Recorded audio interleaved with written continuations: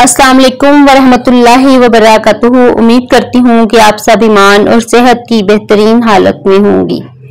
आज हम बात करेंगे बाउंड्री सेटिंग के बारे में कि हम अपनी बाउंड्रीज कैसे सेट कर सकते हैं और अपने आप को कैसे एक लिमिट में रख सकते हैं माशरे में रहते हुए। हमेशा दूसरों से थोड़ा फासला रखिए, हदूद बनाइए, अपनी बाउंड्रीज सेट कीजिए। इन बाउंड्रीज को तजावज ना करिए। दोस्त बनाएं मगर इन्हें अपने जाती फैसले करने का हक ना दें। उनसे राय मांगनी है अगर तो इस हद तक मांगे कि थोड़ी बहुत किसी तरीके से राय मांगे, बिल्कुल उनको अपने जाती मामलात में दाखिल मत करें, क्योंकि इस तरह से आप उनको अपने कई राज बता देती हैं, कई बातें जो खुद तक रखने के लिए होती हैं वो भी कह देती हैं।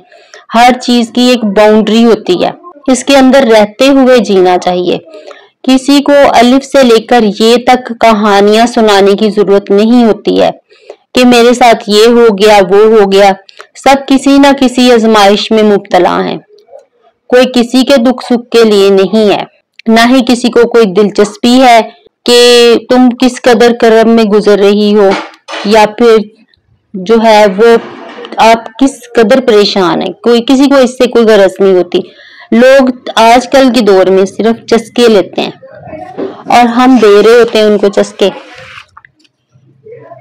हमारी अपनी कोई ये पर्सनल डायरी नहीं होती कि जिसपे हम जब चाहें जिसको चाहें जो मर्जी, जैसे हम अपनी पर्सनल डायरी पे लिख देते हैं, वैसे ये डायरी में भी जो है वो दुख नहीं लिखने चाहिए।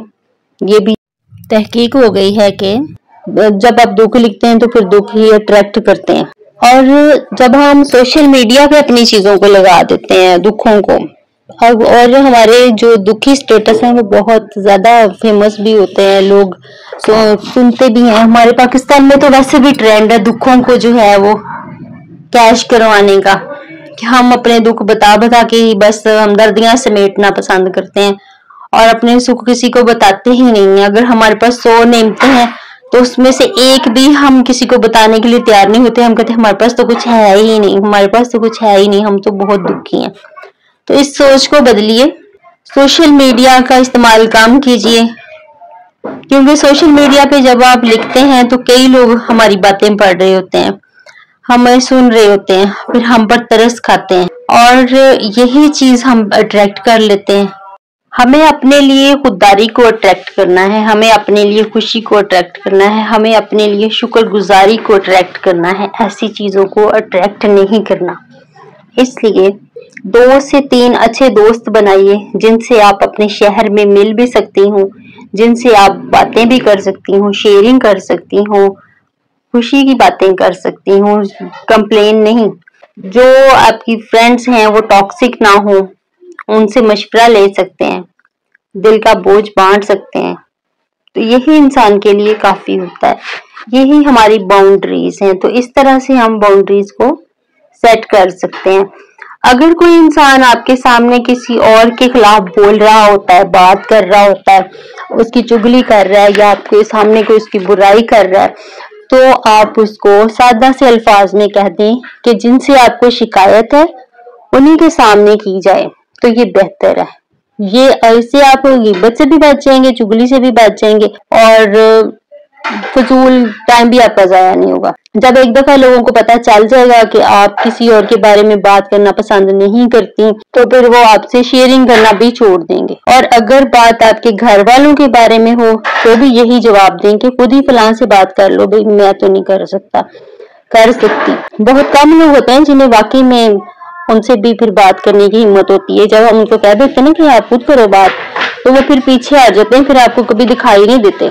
और बाउंड्री एक ये भी है कि आप हर किसी को सफाई मत दें।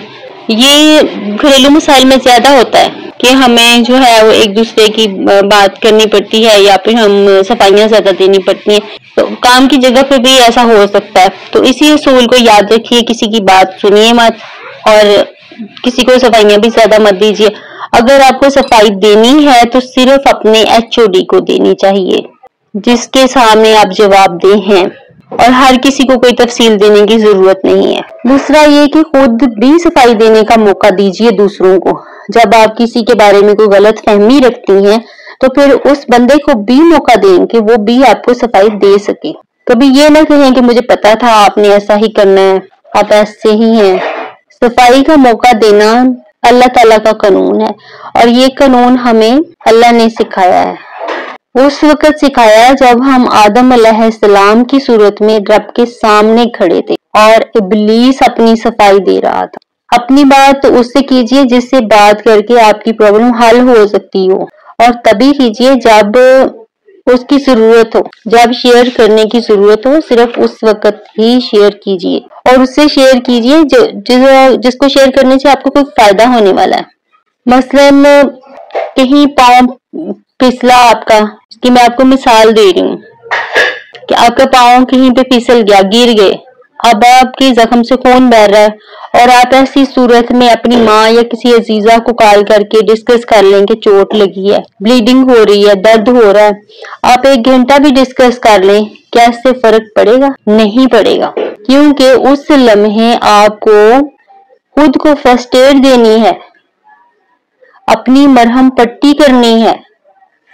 फिर उसके बाद सोचना है कि अब अम्मा को कॉल करके कोई टोटका पूछ लूं या डॉक्टर को कॉल कर लूं, वो मुझे कोई अच्छी बात बता दे या कोई मेडिसिन बता दे। और अगर इमरजेंसी नहीं है तो फिर तो फौरन डॉक्टर से ही बात करनी चाहिए। और हाँ, ये मैं आपको मिसाल इस वजह से दे रही हूँ क्योंकि हम अक्सर बहनें इस तरह से करती हैं कि हम लोग बिला वजह ही फोन घुमा देती हैं। जब कोई जरा सी भी डिप्रेशन आता है ना तो फिर हमारा दिल करता है कि फोन करें, हम फौरी तौर पे किसी से कोई बात करें और फिर इधर उधर की बातें करेंगे, चुगलियां करेंगे, ये करेंगे वो करेंगे। अब इस पे मैं ज्यादा बात नहीं करती, कई लोगों को अच्छा भी नहीं फील होगा, लेकिन ये कि आप खुद समझदार हैं, आपको भी पता है कि मैं क्या कह रही हूँ, इसलिए इन बातों को जहन में रखिए।